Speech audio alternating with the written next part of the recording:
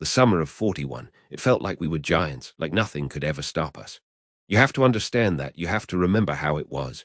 We'd rolled through Poland, through France, and the panzers, our panzers, they were like something out of a storybook. Sleek, fast, the guns barking with this confident, sharp crack. We were the best in the world, and we knew it. Me, I was just a kid, a gunner in a Panzer IV, feeling like a king up in that turret. The world was ours for the taking. And then they sent us east, into Russia. At first, it was just more of the same. The land was so vast, so empty, it felt like we were marching into nothingness, like we could drive forever and never find an edge to it. The dust, God, the dust. It got everywhere in your teeth, gritty between your fingers, coating the inside of the tank with a fine, tan powder that smelled of dry earth and diesel. We'd joke about the Russians, you know. We'd heard their tanks were made of wood, that their rifles jammed after 2 shots, that they were a backwards mob who'd break as soon as we showed them some real German steel. My loader, Klaus, he had this joke he'd tell every time we saw a burnt-out Russian truck. "See that?" he'd say, wiping sweat from his forehead with a grimy sleeve. "That's their secret weapon. They leave it there so we trip over it." We'd de-laugh, a nervous, easy laughter. We were young and stupid and invincible. That feeling lasted right up until it didn't. It was a day like any other, the sun a pale, hot coin in a sky that went on forever. We were pushing forward, a long column of grey steel crawling across the steppe, the tracks clattering and the engine thrumming under my boots. I was scanning the horizon, my eye pressed to the gun sight, looking for movement. Then I saw them. Just shapes at first, dark smudges against the shimmering heat haze. I remember frowning, my brow furrowing. They were wrong. The silhouettes were all wrong. Our panzers had a kind of verticality to them, angles you knew. These things, they were low, sloped, like a door wedge moving across the earth. "What is that?" I muttered, more to myself than anyone. Klaus leaned over, peering through his vision slit.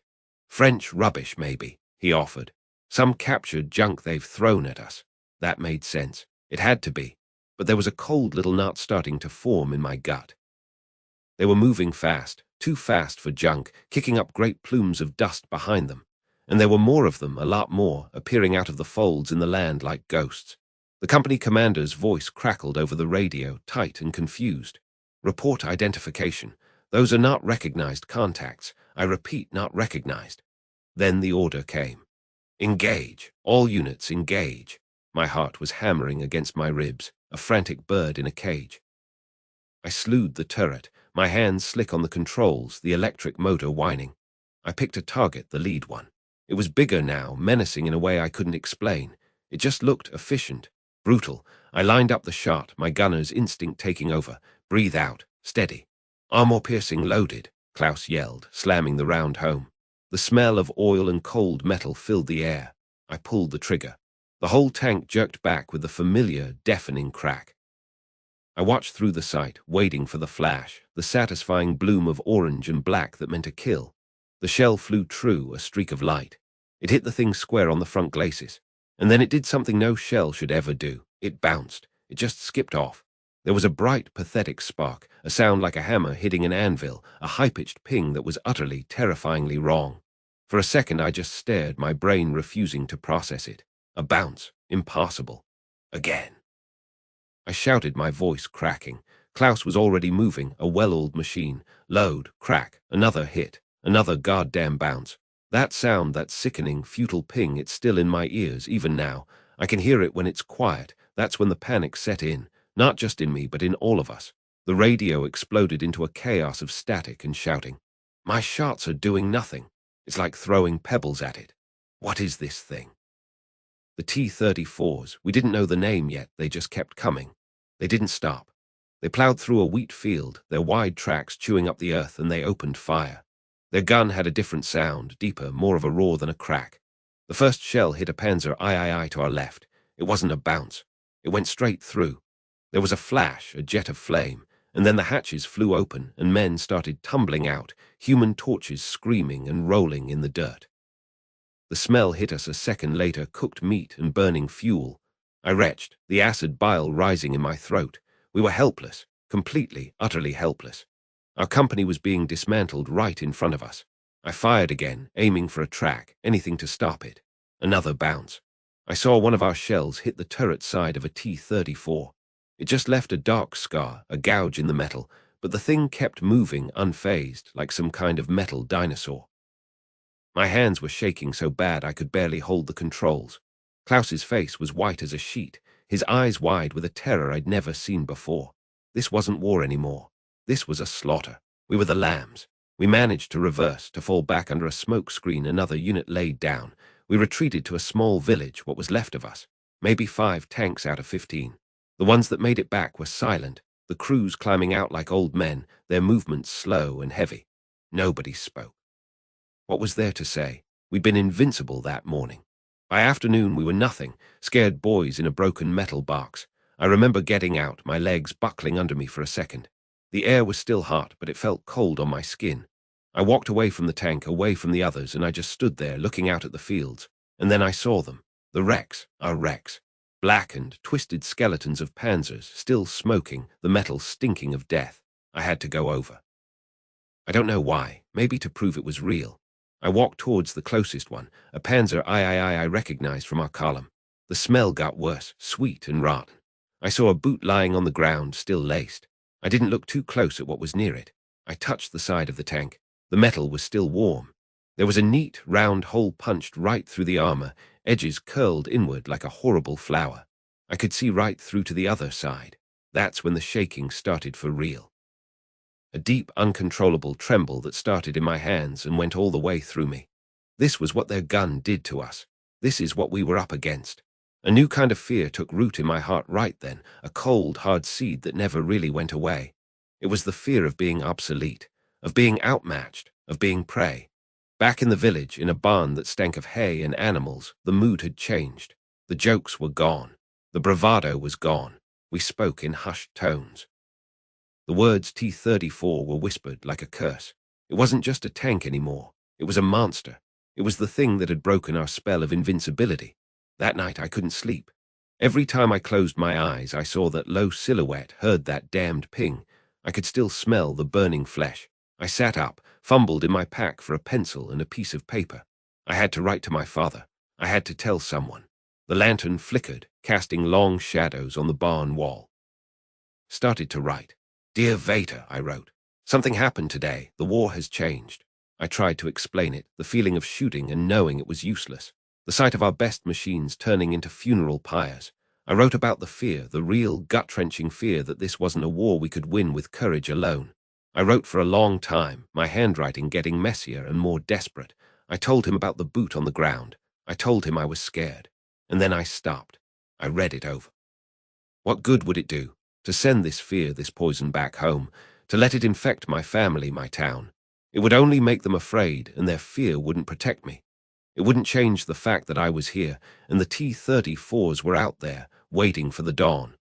So I crumpled the letter in my fist, a tight, hard ball of paper and regret. I never sent it. I just sat there in the dark, listening to the others breathe, and for the first time I truly understood that I might never see home again. The steppe wasn't empty anymore. It was full of monsters. You hear a lot of things after a war, a lot of grand speeches about strategy and honor, but down here in the mud with us, it was never about that. It was about the man next to you, the weight of your boots, the taste of the cheap cigarette that might be your last. And for me, it was about the faces of the boys they kept sending me, kids who should have been back home falling in love or learning a trade, not shivering in some godforsaken Russian field. They called me Sergeant, the old man, and I was, compared to them. I'd been in Poland, in France, seen my share of trouble, enough to know that the stories trickling back from the deep east in 41 had a different sound to them. It wasn't the usual griping about T-26s or the clunky old KVs. This was something else, a low current of confusion, of disbelief. The reports were a mess, fragmented, contradictory. A new Russian tank, they'd say, fast like a cruiser, sloped armor that our shells just slid right off of, like skipping a stone on a lake. You'd hear one guy swear it had 5 road wheels, another say 6. The only thing everyone agreed on was the sound, a deep, throaty diesel roar that didn't sound like any engine we knew. I'd listened to these rumors in the officers' mess, nodding like I understood, but inside, a cold little stone was starting to form in my gut. You develop an instinct for this sort of thing, a veteran's eye for trouble, and everything I heard screamed trouble. But what could I do? I had these fresh-faced kids, these replacements straight from the training camps in Germany, full of fire and talk of invincibility. So I'd downplay it. I'd clap one on the shoulder and say, "Ah, Ivan's just bolting more scrap metal onto his old crates, don't you worry. The 37mm will punch right through it." I had to say that. Morale is a fragile thing, more delicate than any piece of machinery, and my job was to keep it from shattering. But the quiet worry, it never went away. It just grew with each inconsistent story, each whispered account from a shattered unit we'd relieve. The day it stopped being a story was a Tuesday, I think. The days bled together out there, but I remember the light was flat and grey, the kind of light that makes the world feel dead. We were dug in along a ridge line overlooking a vast, open plain, the kind of terrain that gives an infantryman nightmares. The air was cold, biting cold, the kind that seeps into your bones and makes your rifle metal stick to your skin. We could hear the rumble of the battle ahead, a constant thunder that had been going on for 2 days. Then through the smoke and the haze, we saw them. Not the usual clumsy silhouettes we'd grown used to, but something else, something wrong. My eyes, my veteran's eyes, didn't see a blur. They studied it, like a craftsman studying a new, dangerous tool. The shape was all wrong, no vertical plates, just these brutal, efficient angles designed to deflect a shell. The turret was sleek, menacing. And the tracks, God, the tracks were so wide, they seemed to float on the mud that would have swallowed one of our panzers whole. There were a dozen of them, maybe more, rolling toward us with a kind of deliberate, terrifying purpose. It wasn't a charge. It was an advance, an inexorable push. In that moment, time didn't slow down. It just became incredibly focused. My brain, the part that had kept me alive since 39, started running calculations without me even telling it to. Angled armor. Our standard 37 Pack 36, the one we called the door knocker, with dark humor that was now becoming terrifyingly literal, would be useless. Even the short 75 on the Panzer III would have a hell of a time from this range. I felt a wave of pure, cold panic rise up from my stomach, a taste like copper pennies filling my mouth. I wanted to scream, to curse, to dig a hole and pull the earth in after me. But then I heard a sharp intake of breath next to me. It was young Becker, his face white as a sheet, his knuckles gripping his rifle so tight they were bloodless. He looked at me, his eyes wide with a question he was too scared to ask. And in that split second, the sergeant took over. The man, the scared man, had to disappear. I slammed my fist on the parapet, the sound jarring in the tense air. Eyes front. I barked, my voice a harsh rasp I barely recognized. "It's just another tin can. Remember your training. Loaders, anti-tank rifles to the front." I was shouting orders, projecting a calm I was miles from feeling, my own stomach a tangled knot of snakes. The fear was there, a living thing clawing at my insides, but it was buried under the weight of 30 pairs of young eyes looking to me for their next move. Their lives, in that moment, depended on my performance. I shouted for the Panzerbuch teams, even as I knew in my heart it was a futile gesture. Those rifles were fine for the early war, but against that thing, it was like throwing pebbles at a bear. But we had to try something. We had to feel like we were fighting back. "Aim for the tracks," I roared, my throat raw. "The vision slits. Slow it down." It was a guess, a desperate gamble. We didn't have manuals on this beast. We were writing the manual with our lives right there in the dirt. The high, sharp crack of the anti-tank rifle started up, a pathetic sound against the deep-throated roar of the T-34's engines. I watched as the tungsten carbide rounds sparked harmlessly against the sloped glacis plate, bright little stars of futility. And then I saw Ita hit on the track of the lead tank. A cheer went up from the men, a short, desperate sound. The tank lurched, slowed, but it didn't stop. The turret kept traversing, that long 76mm tube looking for the source of the irritation. That's when the feeling hit me, a terrible, conflicting mix of pride and absolute terror. My boys, these children I'd been teaching how to clean their rifles and spot landmarks, were standing their ground. They were reloading, aiming, firing again, their faces set in masks of concentration and fear, doing their duty against the impossible. Becker, the one who'd looked ready to bolt, was feeding belts into the MG-34, his movements jerky but precise. I was so proud of them I could have cried, and so terrified for them I thought I might be sick. This was their baptism of fire, and it was in the face of a monster. The world dissolved into noise and chaos then. The T-34s opened up with their machine guns, stitching the earth around our positions with lines of dirt and death. The main gun fired, not at us, thank God, but at a pack position a few hundred meters to our left.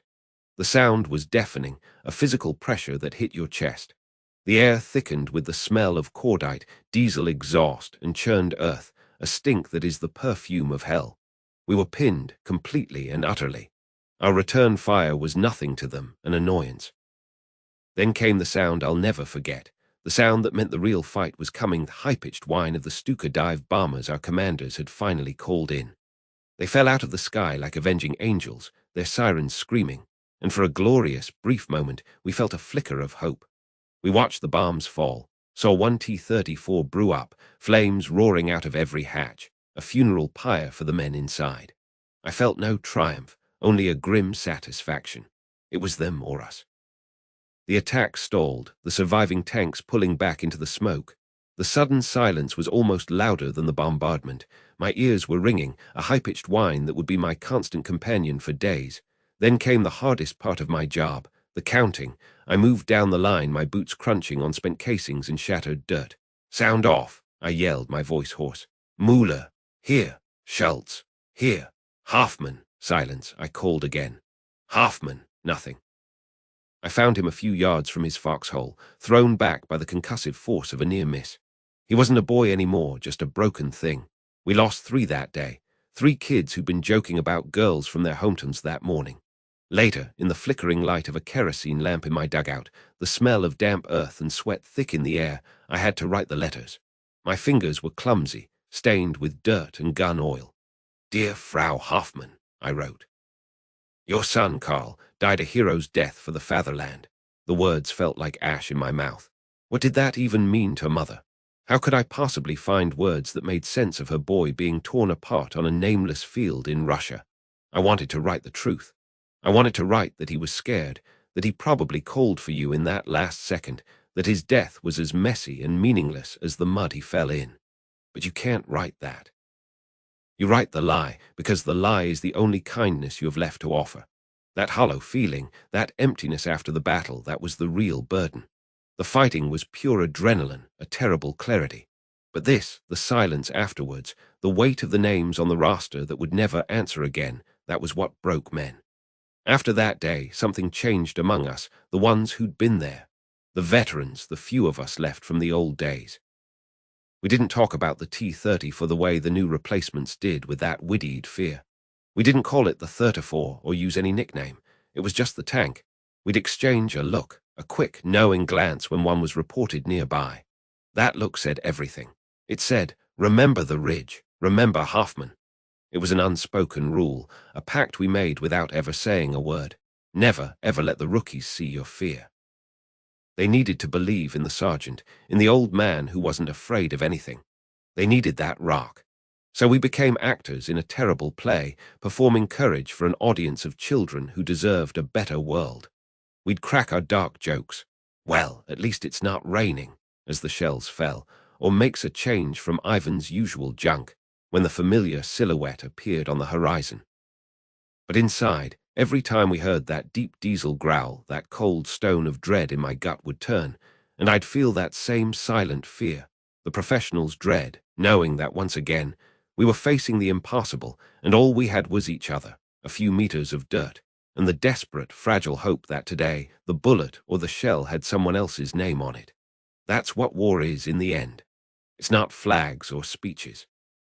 It's the taste of fear you swallow for the man next to you, the letters you write, and the silent understanding between soldiers that some sights, some sounds, you just never forget. You want to know what real fear is? It's not the bombs falling from the sky or the artillery that shakes the ground you're lying in. No, real fear is something intimate. It's a cold, quiet dread that starts in your gut and creeps up your spine when you realize the tools you've trusted with your life, the engineering you believed was the best in the world, have suddenly become a death trap. For me, that feeling had a name. It was the T-34. Before that summer of 41, we were kings of the battlefield, or at least we felt like it. I was a driver, a farer in a panzer III. My tank, my panzer, was more than just a machine. It was my home, my steel skin. I knew every bolt, every creak of her suspension, the specific whine of her Maybach engine when I pushed her into high gear. The space was cramped, make no mistake. My seat was a bucket, my world defined by the two steering levers in my hands, the gear shift to my right, and the narrow vision slit in front of me, a tiny window to a world of chaos. The smell was a permanent fixture in my nostrils, a thick cocktail of engine oil, diesel fumes, cordite from the main gun, and the sweat of 5 men living on top of each other for weeks. You get used to it.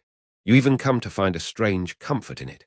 That was the smell of my duty, my little universe. I could tell what the tank was doing blindfolded, just by the sounds and the vibrations coming up through the seat of my pants. The low, powerful rumble was a lullaby. The clatter of the tracks was our marching song. Inside that steel box, we were a family, a closed circle. There was Klaus, our commander, always calm, his voice crackling over the intercom with a steady confidence that kept us all grounded. There was Franz, the loader, a big bear of a man with a surprisingly soft voice who could hum folk songs from the Black Forest while slamming a 50 shell into the breech. Hans, the gunner, was a precisionist, a watchmaker in a previous life, who would squint through his scope like he was threading a needle. And behind me, the radio operator, little Erich, who was all of 19 and still had the face of a boy, always talking about the girl he'd left behind in Köln. We were a good crew. We'd seen action in France, rolling through the Ardennes, and we'd felt invincible. Our Panzer III was fast, agile, a predator. We trusted German engineering with a faith that was almost religious. The propaganda wasn't just noise to us. We lived it. We believed our tanks, our tactics, our will were superior. That confidence was a warm blanket in the cold Russian nights. We'd sit around a campfire, if we were lucky enough to have one, and Klaus would talk about the big picture, the drive on Moscow, while Franz would parcel out our meager rations, trying to make the hard black bread and canned meat taste like something a human being should eat. We'd talk about home, not the grand fatherland, but the small things, the taste of real coffee, the smell of rain on a cobblestone street, the way the light came through the window of my parents' bakery in the morning. That's what you fought for, not for some politician in Berlin, but for the memory of a simple, quiet life that felt 1,000,000 miles away. Then came the day the world shifted on its axis. It started like any other advance. A sea of wheat, golden and endless, under a sky that was too big and too blue. Dust clouds churned up by the vehicles ahead, a fine powder that got in your eyes, your teeth, your lungs. I was at my station, the engine roaring, the familiar vibration a constant hum. We were pushing forward, part of a long steel column, feeling that old familiar power. Then Klaus's voice came over the intercom, and it was different. The steady calm was gone, replaced by a sharp, strained tone. Halt! Gunner target, 11 o'clock, unidentified tank, range 800. I pulled the levers, braking us to a stop. Unidentified, that was strange. We knew the Russian BT series, the big clumsy T-28s. We'd carved through them. I pressed my face against the rubber cushion of my vision block, squinting through the slit. The heat haze shimmered over the wheat, and then I saw it. At first, it was just a low, dark shape, hulled in a dip in the terrain. It was different. It wasn't tall and imposing like our tanks, or blocky like the French ones we'd faced. It was sleek. It looked fast even standing still. Its profile was disturbingly low to the ground, and the entire hull sloped back at an angle I'd never seen before. It looked less like a machine and more like some primordial beast, a predator that had evolved perfectly for this environment. There was no clumsy vertical plating. Every surface was angled, deflecting. "What is that?" Hans muttered over the intercom, his voice tight. "I don't know," Klaus replied, the confusion palpable. "Looks like a medium tank. Gunner, sabot round. Aim for the turret." I heard the clang and were as Franz loaded the long, sharp projectile and Hans traversed the turret. The air inside grew thick with tension. The familiar routine was there, but the unknown enemy had already rattled us. We fired first. The tank rocked back with the familiar, deafening crack of our 15 gun. The smell of burnt cordite, usually a smell of victory, now just smelled of anxiety. I watched through my slit, my heart hammering against my ribs. The shell traced a line across the field, and it sparked harmlessly off the sloped front of the Russian tank. It was like throwing a pebble at a mountainside. A collective, silent gasp seemed to fill our compartment.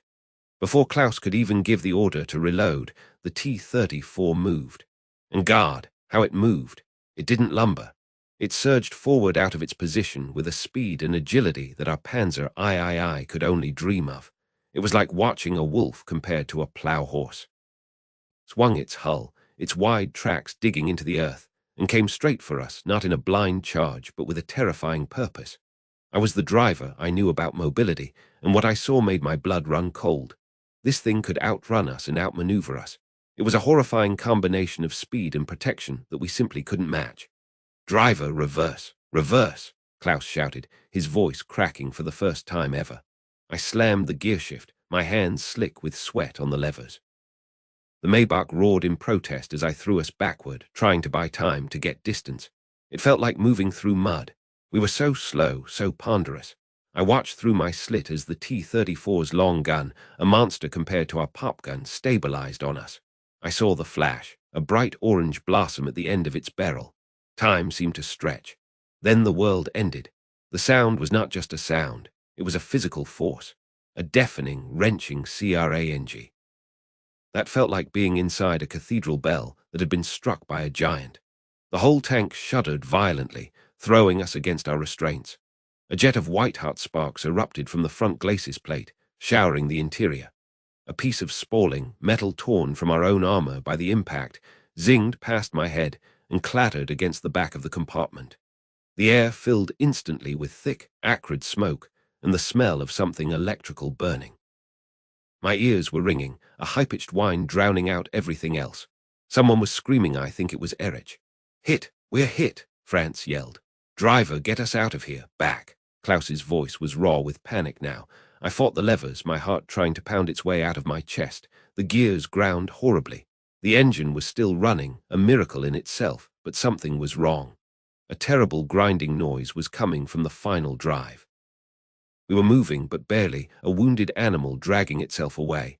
I could feel the track slipping. "She's not responding, Herr Feldwebel," I shouted, my voice trembling. "The left track is damaged." Another round slammed into us, this one higher, on the turret. The shockwave was even worse. The lights flickered and died, plunging us into near darkness, lit only by the hellish glow of a small electrical fire behind me. The intercom was dead. I could hear shouting, but it was muffled, distant through the ringing in my ears. Hans was slumped over his sight. I couldn't tell if he was dead or just unconscious. "Abandon! Abandon Panzer!" Klaus was screaming, pulling open the commander's hatch above him. Daylight and the sharp smell of smoke poured in. The drill took over. "Shut down the engine. Unbuckle." I fumbled for the escape hatch above my head, my hands shaking so badly I could barely turn the locking handle. I pushed it open and hauled myself out, collapsing onto the hot engine deck. The air outside, which moments before had been thick with dust, was now thick with the smell of burning oil, roasted metal, and something darker, more sickening. France was pulling a dazed Hans out of the gunner's hatch. Erich tumbled out after them, his face blackened with soot, his eyes wide with pure terror. We scrambled off the deck and threw ourselves into the tall wheat, putting as much distance as we could between us and our dying tank. We ran until our lungs burned, then collapsed, turning back to look. Our Panzer III was a funeral pyre. Black smoke poured from every hatch. Ammunition started cooking off inside with small firecracker pops. We just lay there, gasping, watching the machine that had been our home, our pride, our protection, be consumed. We were lucky.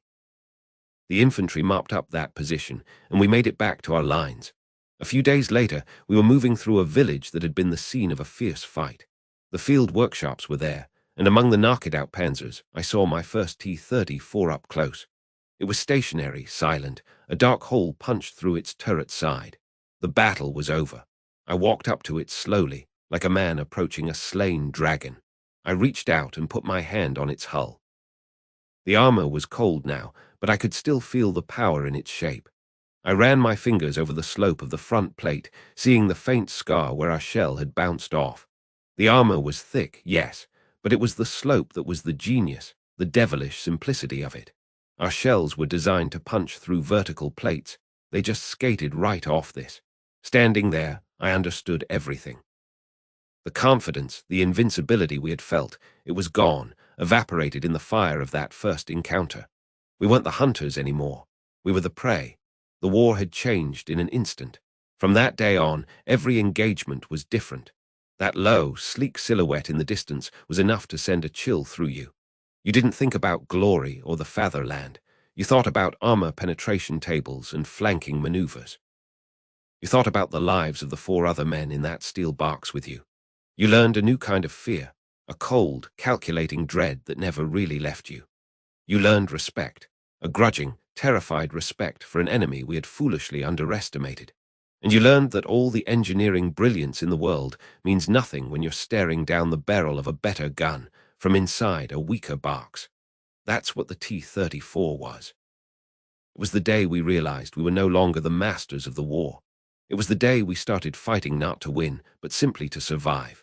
You get used to a certain kind of horror in this job. That's the worst part of it, I think. The way a man can get used to anything. When you're a medical orderly, a sanitator, your war isn't about taking ground or capturing objectives. It's about the aftermath. It's about the mess left behind. And for a long time, that mess had a grim predictability to it. We de-set up the aid station, usually in some battered cellar or a dugout reinforced with timber, and we'd lay out the field dressings, the tourniquets, the morphine syrettes in neat, terrible rows. We knew what to expect from a day of infantry fighting. The jagged shrapnel wounds from mortars, the clean punch of a rifle round, maybe the awful tearing from a machine gun. You developed a rhythm, a macabre efficiency. You'd see a wound and your hands would just move, almost without you telling them to. Pack, bind, morphine, tag. Next man. Pack, bind, morphine, tag. It was a way to keep your mind from catching up with what your eyes were seeing. You joke with the other orderlies, dark, stupid jokes that would sound insane to anyone back home, but here they were the only thing keeping you from screaming. You'd hope for a quiet sector, or if a tank battle had to happen, you'd pray it would be quick, a clash of steel out there in the fields, something that would be over before our infantry got chewed up in the crossfire. That was the hope anyway, a naive hope as it turned out. I remember the first time I heard it. It was a sound that didn't belong. You know, the sounds of your own gear, the sharp bark of our panzers, the familiar crump of our artillery. This was different. It was a deeper, heavier report, a kind of whump that you felt in your chest more than you heard with your ears. And then the sound of it hitting home, it wasn't just an explosion. It was a sound of things being utterly destroyed. A tearing, grinding, crushing noise, like a giant fist smashing a toy house. The ground would shake in a different way. The dust would sift down from the ceiling of our cellar in a thicker cloud. And there would be this moment of silence, just a heartbeat, before the screams started. But it wasn't the screams that got to me first. It was the quiet among us, the other medics. We'd all stop what we were doing, our hands frozen over a bandage or a bottle of antiseptic, and we'd just look at each other. No jokes then, no dark humor, just a cold dread that started in the pit of your stomach and climbed up your throat. You didn't need to be told. You knew that sound meant a wave of casualties was coming, and they wouldn't be like the ones we were used to. That sound was the T-34, and it rewrote the rules of misery. The first boys they brought in after one of those engagements, it's a sight that doesn't fade. It doesn't soften with time like some memories do. It stays sharp and jagged. It wasn't that they were wounded, it was that they were unmade. A man would come in on a stretcher, and where his leg should be, there was just nothing. Not a clean amputation, not something a surgeon could work with. It was a ragged, pulverized mess of uniform and flesh and splintered bone, as if some enormous beast had bitten it off. The sheer kinetic force of those larger caliber shells didn't just kill, they disassembled a human body. And the burns, God, the burns. When a tank blew up, when its fuel and ammunition caught fire, the men who managed to get out were like living torches. Their skin would be blackened and cracked, peeling away in sheets, and they'd have a smell to them, a sweet, sickly, roasted smell that clung to the inside of your nose and your clothes for days. We had so little to treat that kind of agony. A bit of saline, some gauze that would stick to the ruined flesh, morphine that seemed like a drop of water on a forest fire. Their screams were the worst, a raw, animal sound of pure agony that filled the aid station until you thought your own mind would crack from the noise. But sometimes, worse than the screams, were the ones who were silent. They'd just stare up at the ceiling with hollow eyes, their pupils wide and black. It was a shock that went deeper than any shell shock I'd seen before.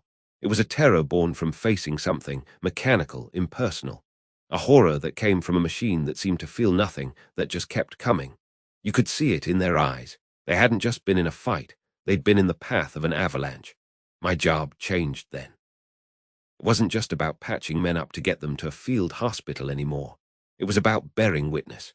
It was about trying to find words, clinical, sterile words, to write on the medical tags we'd tie to their tunics. What do you write for a man who is more missing than he is whole? Traumatic amputation, bilateral lower limbs. It sounds so clean on paper.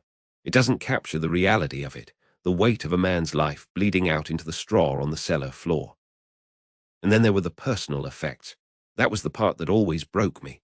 Before we'd send a body, or what was left of one, to the rear, we had to empty their pockets. You pull out a water-stained letter from a girl back home, her perfume still faint on the paper. A photograph of parents, smiling, proud of their soldier boy. A little wooden toy carved by a child's hand that a father carried with him for luck. You put these things in a small bag, and your hands would feel so clumsy and dirty. You'd look at this handful of objects, this tiny summary of a whole life, and you'd think about the family that would receive this bag in the mail. They wouldn't get the body, not always. Just this bag and a telegram. And you were the last person to touch these things while they still meant something to a living man. The weight of that, it was heavier than any stretcher I ever carried. I started saying a little prayer then, not to any god in particular, but just out into the universe. I didn't pray for victory anymore. I didn't pray for Germany. I prayed for the front to move, for the fighting to swing away from our sector, for the T-34s to find some other battalion to savage. It was a selfish prayer, the prayer of a man who had seen too much, but it was the only honest one I had left in me. You know, before all this, back in training, they taught us field medicine. They showed us diagrams, clean anatomical drawings. They talked about procedure and chain of evacuation. They never told you about the smell. That's the first thing that hits you, that stays with you. The smell of a crowded aid station is a thick, coppery smell of blood, mixed with the sour stench of sweat and fear, the tang of antiseptic that never quite masks the deeper, fouler odor of torn intestines. And cordite. Always the smell of cordite, clinging to the men's uniforms when they were brought in, a bitter reminder of the world outside. Your hands, no matter how many times you washed them in the rusty water we had, would always have this faint pink tinge under the nails, and they'd smell of soap and blood, a combination that to this day, if I get a whiff of a certain kind of soap, it takes me right back to that cellar. We had this one guy, Klaus. He was from Hamburg, a big guy with a laugh that could shake the walls. He was a comedian, always had a joke, even when the shells were falling. He could make you laugh about the mud, about the lousy food, about the lice that we'd spend hours picking off each other. It was a defense mechanism, I guess. We all had them. Mine was just shutting down, becoming quiet, letting my hands do the work while my mind went somewhere else, somewhere green and quiet, like my parents' garden back in Bavaria. But Klaus's was laughter. He'd come into the aid station with a minor shrapnel wound in his arm, something for me to clean and dress, and he'd be cracking jokes about how the Russian shrapnel was so cheap it couldn't even do a proper job of killing him. He'd have us all in stitches, even while I was stitching him up. He was a lifeline, you know, a piece of normal humanity in the middle of all that madness. The day the T-34s hit his position, it was a clear day, I remember. The sun was almost shining. D had a quiet morning, just a few minor cases. We were almost feeling optimistic, which was always a mistake. Then we heard that sound, that god-awful whump, and then another and another. It was a symphony of destruction. The runners started coming back, their faces pale, yelling for stretcher bearers. The first wave of wounded was the usual, men hit by the supporting infantry fire. We were in our rhythm, pack, bind, morphine, tag. And then the second wave came, and Klaus was in it. They carried him in on a door they'd ripped off its hinges. The big man, the Joker, was quiet. His left side was just gone. From his hip down to his knee, it was a ruin. His uniform was shredded and soaked in a dark, spreading red. His face was the color of chalk. One of the stretcher bearers looked at me and just shook his head, a quick, desperate gesture. There was nothing to be done, nothing any of us could do. The wounds were too massive. We laid him down in a corner, the quiet corner, where we put the ones we couldn't help. I gave him morphine, not that it would do much, but because I had to do something. I knelt beside him and held his hand. His eyes were open and they found mine. There was no joke in them, no laughter, just a profound, bottomless confusion. He squeezed my hand, his grip surprisingly strong. He tried to say something, but it was just a whisper, a bubble of blood forming on his lips. And then he was gone. Just like that. The big laugh silenced. I had to empty his pockets. I found a photograph of his wife and his little daughter. He'd shown it to me 100 times. In the photo, he was laughing, his big arms around them both. I put it in the bag with his paybook and his wedding ring. That was the day the war changed for me. It wasn't about nations or ideologies anymore. It was about a big guy from Hamburg who loved to laugh, and a machine from a factory in the Urals that turned him into a bag of personal effects. That's the thing they don't tell you. It's the intimacy of it all. You're not fighting a faceless enemy. You're sharing a hole in the ground with a boy who's just as scared as you are. You're hearing him talk about his mother's cooking, about the dog he left behind, about the girl he hopes to marry. You become a family, a twisted, scared family, but a family nonetheless. You share your last cigarette, you huddle together for warmth in a frozen foxhole, you promise to write to each other's families if. And then, in an instant, that intimacy is replaced with a brutal, clinical violence. One moment you're passing a canteen, the next you're holding a pressure point on what's left of his leg, trying to stop a life from pouring out onto the Russian soil. You see the most personal, private thing, a man's death, over and over again. And you have to be professional about it. You have to be efficient. You have to move on to the next one. The T-34 didn't just bring a new weapon to the field. It brought a new economy of suffering. It could erase a dozen of those intimacies, those little families, in the time it took to reload its gun. We started to develop a new kind of dark humor, specific to the tanks. We'd call a direct hit from one a Sonderbehandlung, special treatment. It was a ghastly joke, but it was the only way to talk about it. You'd hear that crushing sound in the distance, and someone would mutter, "Well, someone's getting their special treatment now." It wasn't funny. It was a way of acknowledging the horror without letting it consume you. The infantrymen, the lancer, they started having a 1,000-yard stare long before they even got to the front. They'd look at our own panzers, which we used to think were so mighty, with a kind of pity. They knew what was out there. They knew that our tanks, the Panzer IIIs and IVs, often just bounced their shells right off the sloped armor of the T-34. It was like throwing pebbles at a bear. You'd see the desperation in the anti-tank crews, boys of 18, 19, manning a 37 pop gun that was useless against that monster. They'd fire and you'd see the spark as the shell ricocheted off, and then the T-34 would slowly, deliberately turn its turret towards them. You didn't need to see what happened next. You knew. The worst was the feeling of helplessness. In the aid station, we were the last resort. We were the hope, but with these wounds, we were utterly, completely helpless. You'd look at a man, see the damage, and know in your heart that all the skill in the world, all the bandages and morphine, wouldn't save him. Your job was just to make his last minutes a little less terrible, to hold his hand, to tell him he was going to be okay, even though you both knew it was a lie, to be a human presence in his last moments, because the thing that killed him was so utterly inhuman. I remember one boy, he couldn't have been more than 17. Blonde hair, blue eyes, the picture of the Aryan youth they put on the posters. He had a stomach wound from a shell fragment, the kind that, well, there's no coming back from. He knew it. He was crying not from the pain, the morphine had taken the edge off that, but from the fear. He was crying for his mother. He kept saying "mutter" bit over and over. "Mother, please." I held his hand and I didn't say anything. What could I say? I just stayed with him until his grip went slack. And then I had to get up, wipe my hands on my already filthy tunic, and move to the next cart. The next boy with the next unimaginable wound. That's what the T-34 did. It turned us from medics into witnesses, into mourners, into a conveyor belt of human wreckage. It wasn't a tank. It was a factory for filling out death certificates. And all I wanted with every fiber of my being was to go home, to smell fresh air, to see a tree that wasn't shattered by shellfire, to hear a sound that wasn't the scream of a man or the roar of an engine, just silence. That was the dream. Not glory, not victory, just silence. The train wheels had this rhythm.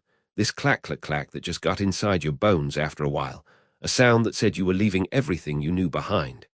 We were packed in those cattle cars like sardines, all us replacements, a bunch of green kids trying to act like we'd been there before. The bravado was thick enough to cut with a knife jokes about the Frayolines we'd meet, boasts about how many Bolsheviks we'd bag, all that nonsense. It was a performance, see, and we were all actors on the same stage, each of us secretly terrified that the other guy could see right through us. I remember the smell in that car, a mix of sweat, cheap tobacco, and the damp wool of our greatcoats, a smell that would become the very scent of the army for me. Outside, Germany slipped away, village by village, and then Poland, and then the world just started to get bigger, emptier. The towns got fewer and farther between, the forests darker, the fields more vast and untamed. It was like we were traveling back in time, to some ancient, bleak landscape that didn't care a whit for us or our flags or our foolishness. The snow started, not the pretty kind we had back home, but a thin, gritty stuff that blew sideways and stuck to everything. That's when the jokes started to dry up. You'd look into the eyes of the guy sitting across from you, and you'd see your own reflection and your own fear staring right back at you. We didn't talk much then. We just listened to those wheels, that relentless clacking, carrying us east, always east. When we finally stumbled out, stiff-legged and shivering, at some godforsaken railhead that was just a name on a map, that's when I got my first real taste of it. The veterans were there to meet us, to take us up the line. And my God, their faces. They were our age, some of them younger, but they had these old, old eyes. Their skin was pale under the grime, stretched tight over their cheekbones. They didn't walk so much as shuffle, their movements economical, like they were saving their energy for something important. They looked at us, this batch of fresh meat with clean uniforms and bright, stupid eyes, and there was no welcome in their gaze. It was more like pity, or maybe just a deep, profound exhaustion. They helped us load our gear onto a few horse-drawn carts. The motorized army we'd been told about was nowhere to be seen, and we started the long, muddy trudge towards the front. The veteran walking next to me, a corporal named Erich with a chunk of his ear missing, didn't say a word for the first hour. Then he just pointed to a burnt-out husk of a truck by the side of the road and grunted, "Partisan work." That was my introduction to the Eastern Front. Not a battle, just a blackened skeleton of steel. That first night, dug into a frozen patch of earth they called the main line, the real education began. It happened in whispers, huddled around a smoldering stove made from a petrol can. The veterans didn't talk about Ivan, the Russian soldier, not really. Oh, they'd curse him, call him a savage, but it was almost routine, like cursing the weather. No, the thing that filled their conversations, the thing that brought a hush to their voices, was the T-34. I'd never heard of it before. To me, a tank was a tank. We had our panzers, they had theirs. But the way these men said the words T-34, it was with a kind of reverence that was utterly fused with terror. It wasn't just another piece of equipment. It was a monster from a fairy tale, something that lived in the woods and came out to feed. One of them, a guy they called Der Alt, the old man, even though he couldn't have been more than 25, looked right at me, his pupils huge in the dim light. "You see one of those, Jung," he said, his voice low and gravelly, "and you're not sitting in a panzer of your own, you run. You don't stop to think. You don't try to be a hero with a Panzerfaust unless it's right on top of you. You just run and you pray you find a hole deeper than you are." Another chimed in, "Your rifle, useless. Your anti-tank grenade, a joke. That sloped armor, it's like a devil's trick. Everything just slides right off. And the tracks, wide, so wide. It comes through mud that would swallow our panzers whole." They talked about its silhouette, low and menacing, about the sound of its diesel engine, a deep-throated roar that was different from our gasoline engines. They were describing a ghost, and I, in my youthful arrogance, thought they were just trying to scare the new guy. I thought their fear was a sign of weakness. I didn't understand that it was the most valuable lesson they could ever give me. It was the currency of survival, paid for with the blood of their friends. The next day was a blur of digging and waiting. The cold seeped into you, a damp cold that found every gap in your clothing. You'd try to eat your hardtack, but your teeth would ache from the chill, and the taste was just stale nothingness. The landscape was hypnotic in its emptiness, a vast, white plain broken only by skeletal trees and the hulks of destroyed villages. You could feel the silence. It was heavy, oppressive. Then around mid-afternoon it happened. It started as a vibration in the ground, a faint trembling I felt through the soles of my boots before I heard it with my ears. I didn't think much of it, maybe one of our own vehicles. But I saw Der Alt, who'd been smoking a cigarette, suddenly freeze. He dropped the cigarette into the snow, where it died with a hiss, and his whole body went rigid, his head cocked to one side like a dog hearing a distant whistle. The chatter in the foxhole line stopped dead. The vibration grew into a deep, rhythmic thrumming, a sound that was more felt than heard, a bass note that made your fillings itch. It was coming from the tree line across the field, maybe a kilometer away. Then I saw them. Dark shapes moving among the trees, emerging slowly, deliberately. There was nothing clumsy about them. They moved with a terrible, purposeful grace. And then I saw the silhouettes, just like the veterans had described. Low-slung, with that infamous sloped armor, looking for all the world like predatory insects. T-34s, a whole pack of them. The stories, the whispered warnings, they weren't stories anymore. They were real, and they were rolling right towards us. The world exploded into a kind of chaos I couldn't have imagined in my worst nightmares. It wasn't like training, where there's an order to things. This was pure, undiluted bedlam. The first shell hit somewhere to our left. There was no bang, not really. It was a concussive whump that hit you in the chest, followed by a roar that tore the world apart. Dirt and snow and God knows what else geysered into the air. Then another, and another. The air itself seemed to thicken, to become a solid thing that punched and shook you. The smell was immediate and unforgettable cordite, burning oil, wet earth, and something else, something sweet and metallic that I would later learn was the smell of high-explosive vaporizing flesh. I was thrown into a crater, my ears ringing so loud I could barely hear my own screams. My training vanished. It was just gone, wiped clean by sheer animal terror. I fumbled with my rifle, a useless gesture, my hands shaking so badly I could barely hold it. I saw a machine gun nest a little ways off simply disappear in a flash of orange and black. I saw men running, or trying to run, stumbling in the churned-up earth. One of the T-34s was closer now, maybe 200 meters away, its long gun spitting fire. It didn't seem to be aiming at individuals. It was just methodically destroying everything in its path, a force of nature made of steel. I saw a soldier stand up with a panzerfaust, take aim and fire. The rocket hit the sloped front plate and exploded harmlessly, a bright spark against the dark green armor. The tank's turret swiveled, almost lazily, and its coaxial machine gun opened up, stitching a line of dirt and blood across the ground. The soldier, he just came apart. That's the only way to describe it. I squeezed my eyes shut, pressing my face into the frozen mud of the crater, praying for it to end, for the earth to swallow me whole. This was it. This was what they had warned me about. This was the helplessness they had spoken of in whispers. I don't know how long I lay there, a trembling wreck, maybe a minute, maybe an hour. Time had lost all meaning. Then a hand grabbed the strap on the back of my coat and hauled me upright. It was Der Alt. His face was black with soot and dirt, his eyes wild, but his grip was like iron. He didn't say, "Let's go," or "Follow me." He just dragged me out of that crater, and we were running, stumbling, falling, getting up and running again. We scrambled back towards a communication trench as machine gun fire kicked up fountains of dirt around our heels. We fell into the relative safety of the trench, gasping for air that was thick with smoke and dust. He looked at me, his chest heaving, and he didn't offer a word of comfort or praise.